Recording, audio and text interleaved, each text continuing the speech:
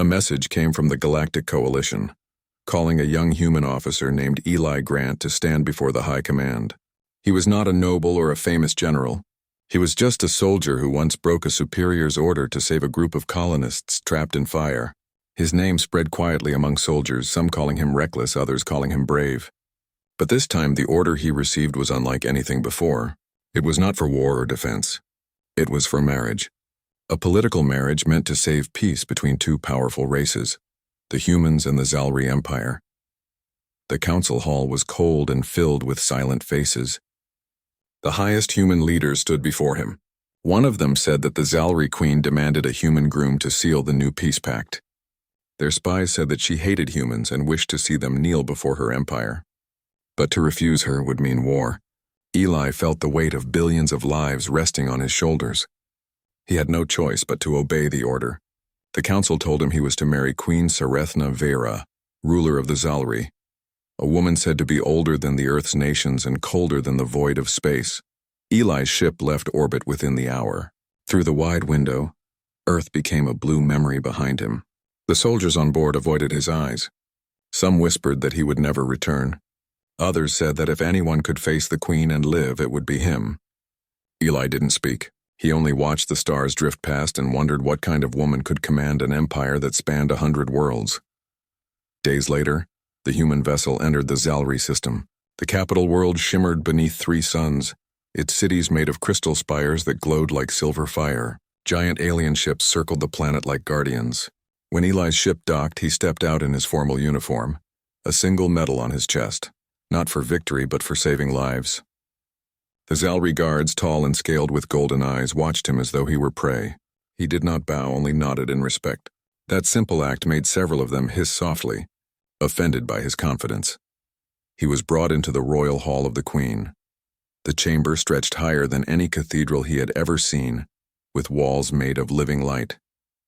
At the center sat Queen Sarethna Vera on a throne of crystal and flame.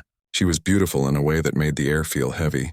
Her golden armor shone brighter than the sun's, and her crown pulsed like a heart of stars. Her voice carried through the hall, calm yet cold. She welcomed the human who came to kneel before her. Eli stood still. The entire court went silent. Every noble and general stared, waiting to see how the small human would humble himself before their queen. But Eli did not move. He looked straight at her and said in a quiet tone that he was not here as a servant but as a partner in peace. The words echoed through the hall like thunder. For a moment, the Queen's eyes widened. No one had ever spoken to her like that. Her guards stepped forward, ready to strike, but she lifted one finger and they stopped. There was a strange spark in her eyes, anger mixed with curiosity. She asked him if he understood what it meant to stand before her throne. Eli replied that he did, and that peace built on fear was no peace at all. The Queen leaned forward slowly, studying him. She saw no trembling, no hesitation, just calm determination in his human eyes. The court murmured in shock. No one dared defy the Queen and live. Yet this human spoke as though the stars themselves gave him courage. After a long silence, the Queen rose from her throne. Her height made him look small, but his stance never broke. She turned and told the court that the ceremony would proceed as planned. Then she looked back at Eli and said quietly that he had already broken one royal law, and that his punishment would come later. As he was led away by guards, Eli glanced back once more. For a brief second, he saw something in her eyes that wasn't anger, something closer to intrigue. The Queen who ruled countless worlds had met someone who would not kneel. And for the first time in many years, she did not know whether to destroy him or understand him. In the corridors of the alien palace, whispers began to spread faster than light. The human who refused the Queen's command had lived. The Queen had not ordered his death. Across the empire, soldiers, nobles, and commoners alike repeated the story with disbelief. The human was still alive, and he had not bowed. Eli was taken to a guest chamber guarded by silent warriors. Through the crystal walls, he could see the stars beyond the city glowing like cold fire. He thought about Earth, about the faces of the people who depended on him, and about the Queen whose pride ruled an empire. Somewhere deep inside, he understood that this was only the beginning. What had started as a political marriage was about to become something far greater, a battle not of weapons, but of will. The next morning, The Zalri palace was filled with whispers. Everyone in the queen's court talked about the human who refused to kneel. Some called him foolish, others brave, but no one could stop talking about him. Queen Sarathana Vera sat upon her high throne, silent and thoughtful. No one dared disturb her. Her eyes stared at the far end of the chamber, where the human's image from the last ceremony replayed on a hovering crystal screen. She watched his calm face, his steady eyes, and his refusal to bow. For the first time in years, she could not read someone's heart. Eli was brought before her again. His hands were free and his face showed no fear. The guards moved carefully around him, waiting for the queen's command. The chamber was filled with nobles, soldiers, and priests. The queen rose from her throne and stepped down slowly, her long golden robes flowing behind her like liquid fire. The crowd fell silent as she stopped only a few feet away from the human. She told him that he was brave but foolish. She said that his refusal yesterday had insulted her entire empire. Eli replied in his calm voice that respect could not be forced. If peace was to be real, both sides must meet as equals. His words were simple, but they hit like lightning. Many of the Zalri nobles murmured angrily. No alien had ever heard such defiance from a human before. The queen ordered her guards to step back. She circled Eli slowly, studying him like a rare creature. She asked if he feared death. He said he did not fear it, but he did not seek it either. She asked if he hated her people. He said he did not hate anyone, only cruelty. His honesty made her pause. She was used to fear, flattery, and lies. This man gave her none of those. The queen told him that he would be tested. If he failed, the alliance would end and humanity would face the consequences. The court gasped. She said the test would happen in the grand arena before the entire capital. Eli only nodded. He said that if passing the test meant proving the worth of humanity, then he would do it. After the meeting, the queen walked alone in her garden made of glowing trees and silver mist. She could not stop thinking about his words. For years she had seen humans as short-lived creatures, desperate and weak. Yet this one spoke with the weight of someone who had nothing to lose. She remembered his eyes, steady, calm, without hate. It unsettled her more than open defiance ever could. In another part of the palace, a younger voice was speaking about the same man. Princess Lyrae, daughter of the queen, had watched the ceremony from the upper balcony. She was young and curious, her scales softer and her heart less hardened than her mother's. She asked her teacher why the human was not afraid. The teacher said humans were unpredictable, that they fought with spirit even when they had no hope. Lyrae decided she wanted to see him with her own eyes. That night, when the guards changed shifts, she quietly slipped through the palace corridors. She found the human's chamber guarded by 2 Zalri soldiers. Using her royal seal, she ordered them to leave. The guards obeyed, unsure why the princess wanted to speak to the human alone. When she entered, Eli was sitting near the window looking out at the stars. He stood when he saw her, bowing slightly out of respect. She looked at him carefully, noticing the small scars on his hands, the calm in his voice when he asked what brought her there. She said she wanted to understand why he spoke to her mother that way. Did he not realize he could have been killed? Eli smiled faintly and said that fear was not a reason to be silent. He told her about Earth, about how humans once fought each other but learned to stand for something greater than power. His voice was steady and his words simple, but they carried weight. Lyrae listened quietly.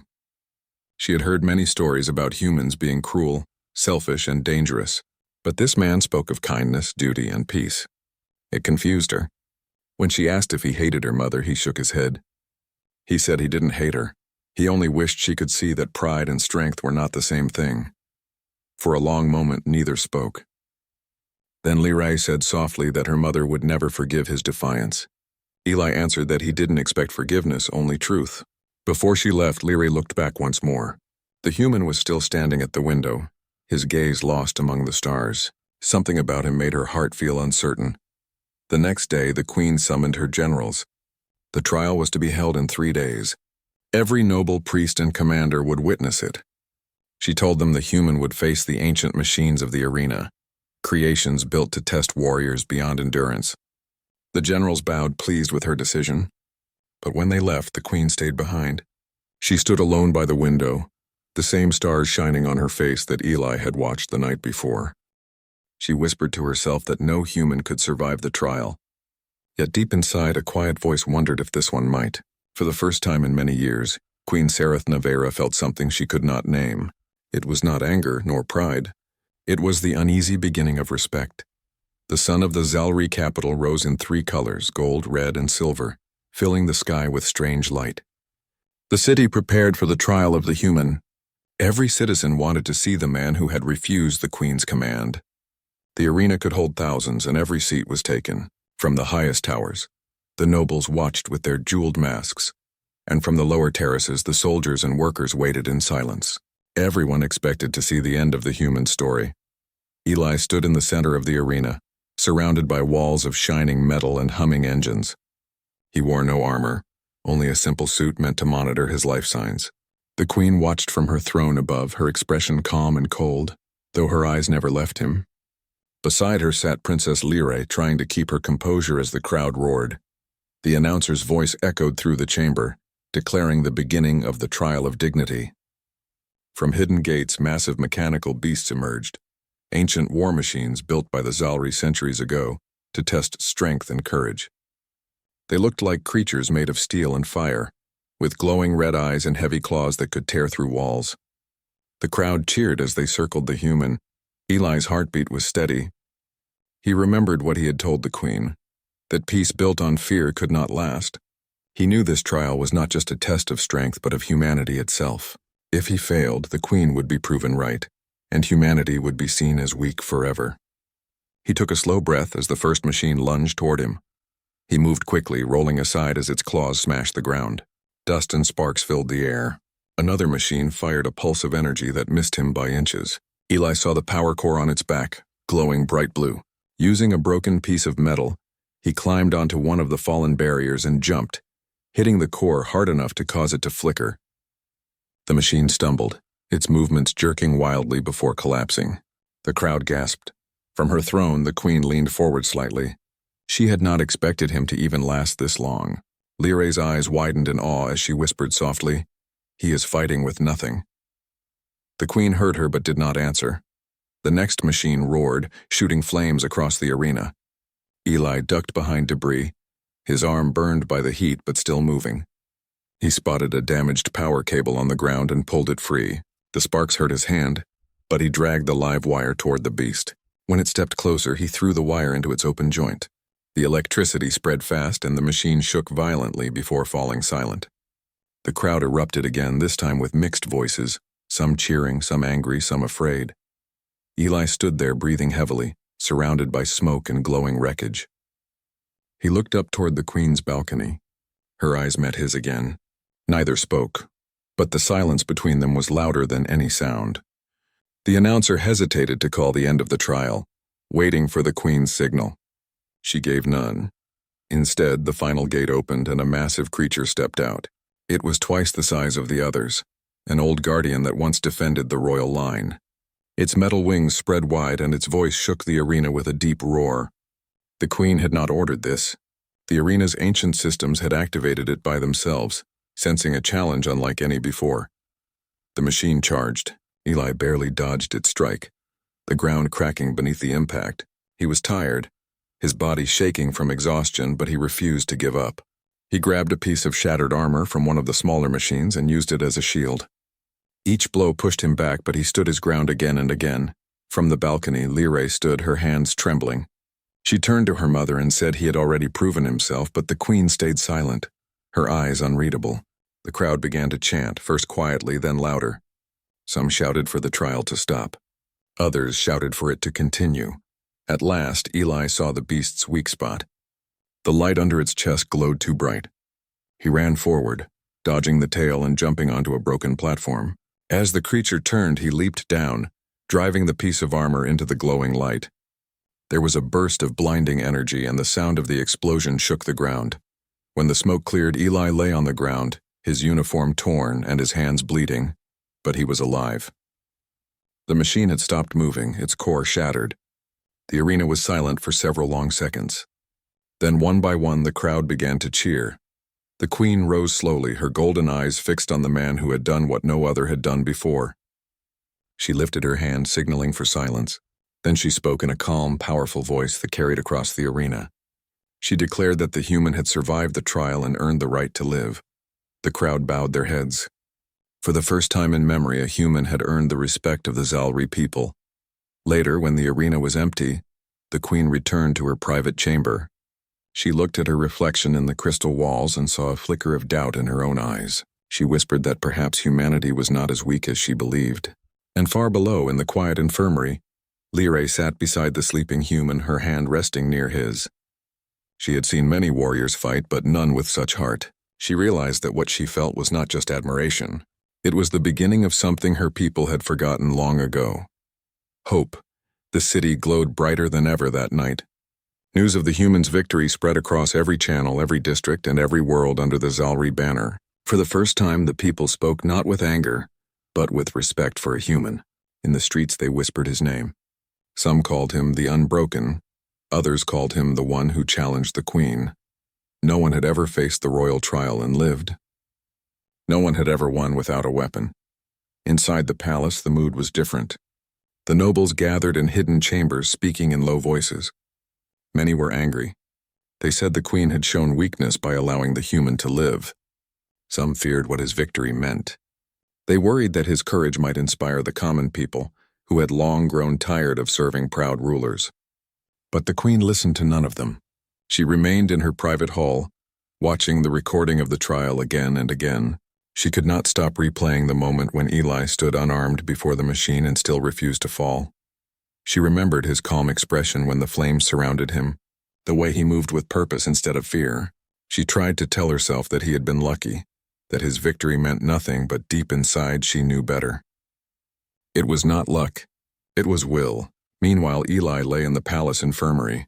His wounds were healing fast with Zalri medicine, but he still felt weak. The ceiling above him shimmered with faint light, and the air smelled of strange herbs. He opened his eyes to see Princess Lyrae sitting near his bed. She looked tired, but smiled softly when he stirred. She told him the entire empire was talking about him, that he had done something no one believed possible. Eli thanked her, but said he hadn't done it to impress anyone. He said he just couldn't let fear control him.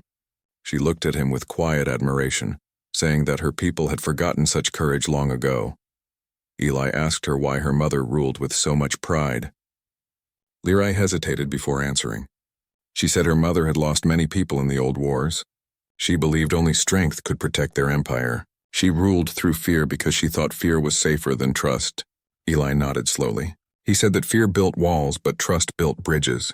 Lyrae listened to his words like they were something she had never heard before. Days later, the queen announced a public ceremony to honor the human's survival. It was not meant to be kind, it was meant to test him again. The court gathered in the grand hall where the ceiling reflected the stars. The queen sat on her crystal throne in her full armor, her crown shining like a sun. Eli was brought before her, wearing a simple black uniform. The queen spoke to the crowd, saying that this human had fought with bravery, but bravery did not equal loyalty. She said she wanted to see if he truly understood his place in their alliance. Then she looked down at him and told him to kneel, not as a servant but as a gesture of respect for peace. The court waited in silence, every eye fixed on him. Eli looked up at her. His voice was quiet, but everyone could hear it. He said he would bow if she did the same. The hall fell completely silent.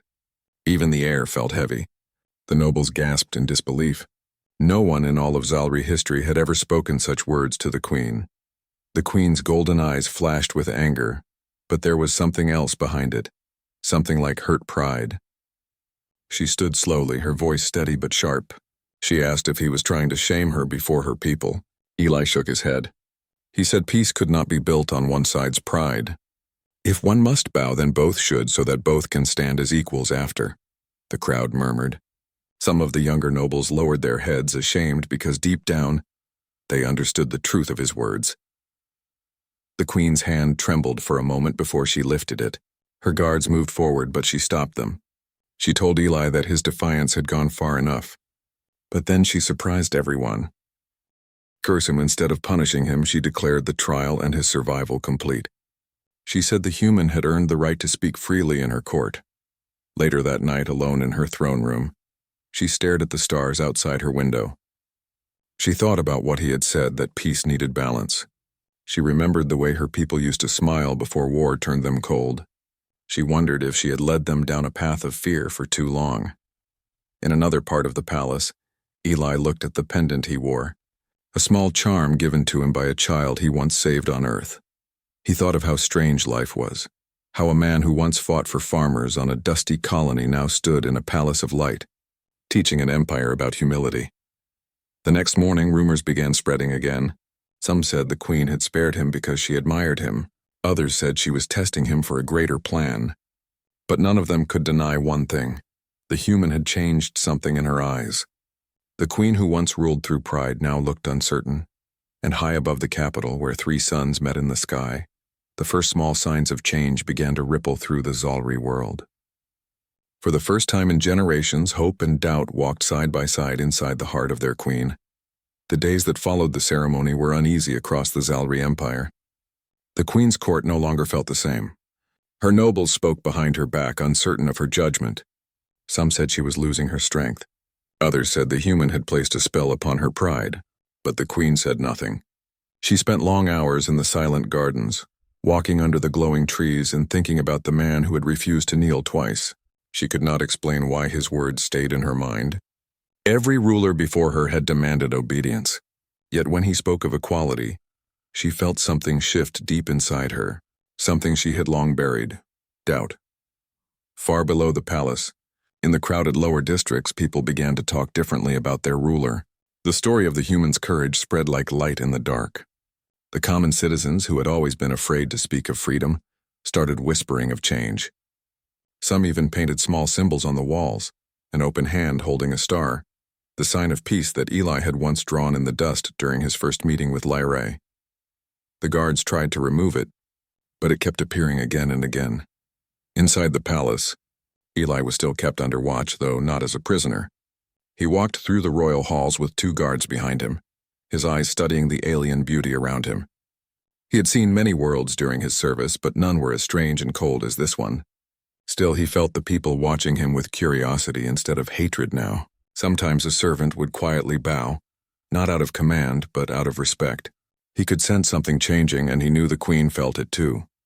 One evening, as the twin moons rose over the crystal towers, Princess Lyrae came to him again. She told him that her mother had grown restless, that some nobles wanted to remove her from power and replace her with someone willing to crush humanity. Eli frowned. He said pride always brings ruin, no matter how strong an empire looks. Lyrae nodded sadly. She said she feared her mother might listen to the wrong voices. Eli asked if there was any way to speak with the queen directly, to tell her what her people truly felt. Lyrae hesitated, but then said there was an old passage that led to the council chamber, where her mother met her advisors. It was dangerous, but she could guide him there. He looked at her carefully and said he didn't want her to be hurt. She smiled faintly and said that if she stayed silent, she would be no better than the ones who lived in fear. They waited until the palace fell quiet. Together they moved through the hidden corridors, their footsteps soft on the glowing floors. The sound of machinery and distant voices echoed around them. When they reached the chamber, they saw through the crystal wall the queen sitting with her nobles. The council spoke of rebellion and blame. One commander said the humans should be executed to show strength. Another demanded the queen destroy the peace treaty and prepare for war. The queen's voice was calm but cold. She told them that killing the human would not restore their honor. It would only prove that fear still ruled them. The nobles shouted in protest. One of them accused her of being weak, saying she had allowed a lesser being to shame their throne. The queen stood slowly, her presence silencing the room. She said that perhaps it was not shame but a lesson they had needed to learn for centuries. The nobles left in anger, their pride wounded. Eli stepped forward from the shadows, and the queen turned sharply.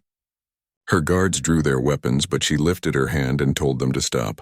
Her golden eyes met his again. She asked him if he came to mock her weakness. He shook his head. He said he came to remind her that true strength was not in fear or control, but in trust. He said that people only follow those who can protect them and understand them, not those who make them kneel.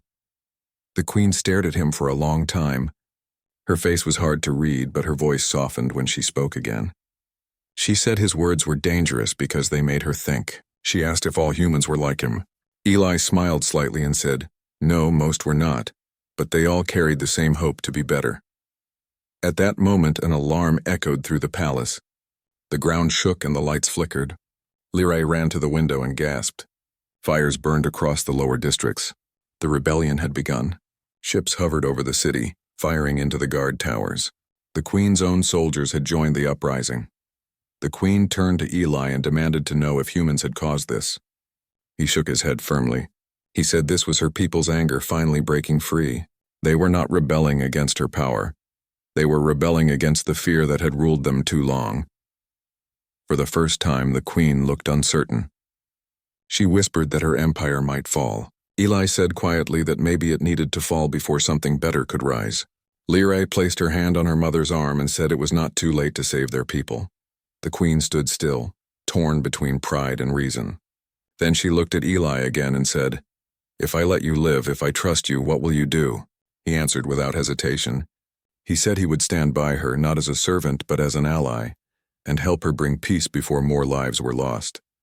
The Queen stared at him, her golden eyes unreadable. Then she gave a slow nod. She said the rebellion wanted to destroy both of them, but if they stood together, maybe they could rebuild what pride had broken. As the sound of explosions grew louder outside, the three of them, Queen Sarethna, Princess Lyrae, and the human Eli, walked toward the command chamber. The fate of two worlds now rested on a choice made not by armies, but by trust between enemies who had once refused to kneel. The palace trembled as the rebellion spread through the capital. The skies above glowed red with burning ships and the streets below filled with chaos. The Queen's soldiers fought against their own kind, confused and afraid. No one could tell who led the attack, but the message was clear. The people no longer wanted to bow to pride and fear. The empire that had ruled for centuries was tearing itself apart. Inside the great hall, Queen Sarethna stood before the wide window, watching her city burn. Her golden armor reflected the flames, but her face showed something new. Pain. She had spent her life believing she could control her people through strength alone, but now her strength had turned them against her. The sounds of battle echoed through the corridors, closer with every passing moment. Eli stood beside her, his hands folded calmly behind his back. He had seen cities fall before, but this one was different. This time he felt the fall could also mean a beginning. He told the Queen that she still had a choice, to fight her people or to stand with them. The Queen looked at him sharply and asked why he cared about a world that had never shown him kindness. He said quietly that he cared because he had seen the same mistake destroy many worlds before, including parts of his own. Princess Lyrae entered, her eyes filled with fear. She said the outer gates were failing and that the guards were divided. Some fought for the rebels, some still for the crown. The Queen's voice grew heavy. She said she had ruled too long by fear, and now her people feared her more than they loved their home. Eli told her it was not too late. If she faced them not as a ruler but as one of them, she could still bring peace. The Queen looked at him uncertain. She said no one would listen to her anymore. Eli stepped closer and said they would listen if she showed them courage. Not the kind that uses power, but the kind that admits fault. The Queen stared at him in silence. No one had ever spoken to her like that, yet every word felt true. Outside, the sound of marching feet echoed closer. The rebels were coming to the palace. The Queen turned to her guards and ordered them to open the gates. They stared at her in disbelief, but she repeated the command. The gates opened slowly and the rebels poured into the grand courtyard, weapons drawn and voices shouting. The Queen walked out to face them, her cloak trailing behind her. Eli and Lyrae followed closely. The rebels froze when they saw her. For years she had been untouchable, a figure of power who never stepped outside her throne room. Now she stood among them with no guards, no crown, and no weapon. She lifted her hand for silence, but before she could speak, one of the rebel leaders shouted that she had lost the right to rule. He said her pride had cost them their homes and their children. The crowd roared in agreement. Eli stepped forward. His voice was steady as he told the rebels that she had heard their pain. He said she was here not to demand loyalty but to end the war. The leader turned his anger toward Eli, calling him a liar. He shouted that no human could be trusted. Eli didn't flinch. He said he was not asking them to trust him, only to listen. Then something unexpected happened. Lyrae stepped beside him and fell to her knees. The entire courtyard went silent. The Queen's daughter, the future of the empire, was kneeling before a human. She said loudly that this man had saved their people when no one else dared. She said she knelt not out of weakness but out of truth. The Queen's heart pounded. The image of her daughter kneeling before a human was something she never imagined possible. The crowd began whispering. Some of the rebels lowered their weapons, unsure of what to do. Eli looked at the queen. He didn't speak, but his eyes said everything. The choice was hers. For a long moment she stood frozen. Then she slowly removed her crown. The heavy metal gleamed in the firelight. She walked forward and placed it on the ground between herself and the crowd. The sound of it touching the stone was like thunder in the silence. She said in a clear, calm voice that the old empire was over. She said she had ruled with pride and blindness, but today she chose to change. The rebels stood speechless. Even the soldiers on the walls lowered their weapons. For the first time in centuries, the queen bowed her head. Then she looked at Eli and said softly that perhaps it was humanity, not the empire, that still remembered what it meant to be noble. Eli knelt beside her, not as a conqueror, but as an equal. The image of the two, human and alien, kneeling together spread across every screen, every ship, every world connected to the Zalri network. The galaxy watched as centuries of arrogance ended in one simple act of humility. When the dawn came, the fires had stopped. The soldiers and rebels began helping each other clear the ruins. The queen walked among them, her royal robes torn but her spirit lighter than it had ever been.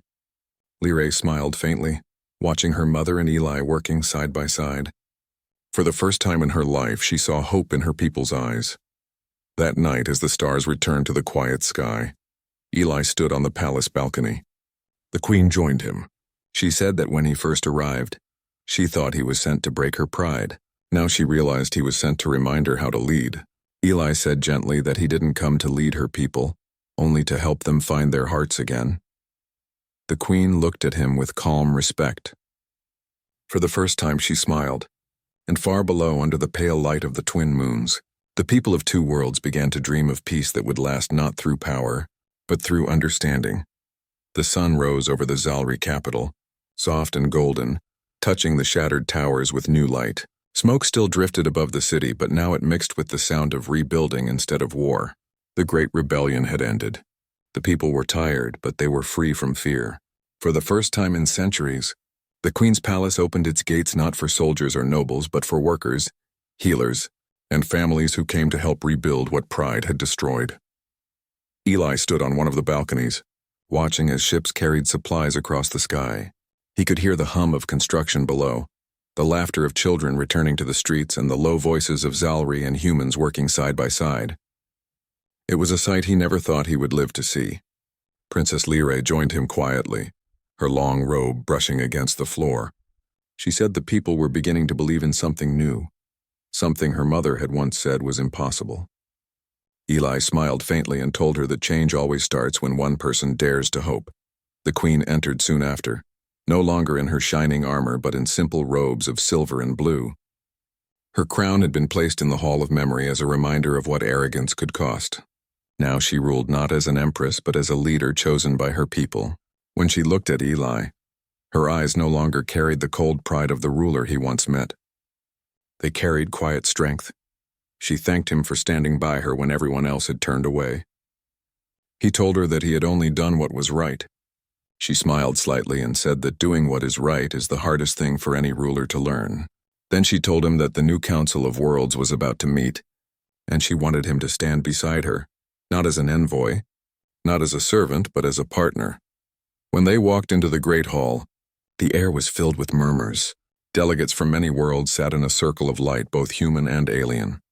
The queen stepped forward and addressed them in a calm voice. She spoke of the old ways, the endless cycle of fear, power, and pride. She told them that peace had to be built not through weapons but through respect. She said that when one race believes it is greater than another, the universe loses balance. Then she turned to Eli and invited him to speak. He looked around the hall at faces filled with curiosity and doubt. He said that when he first came to the Zalri world, he thought he was walking into his death. He had been told that their queen hated humans. But what he found was not hate, it was pain. He said that fear often hides behind pride and pride hides behind power. He told them that peace is not made by strong armies but by strong hearts.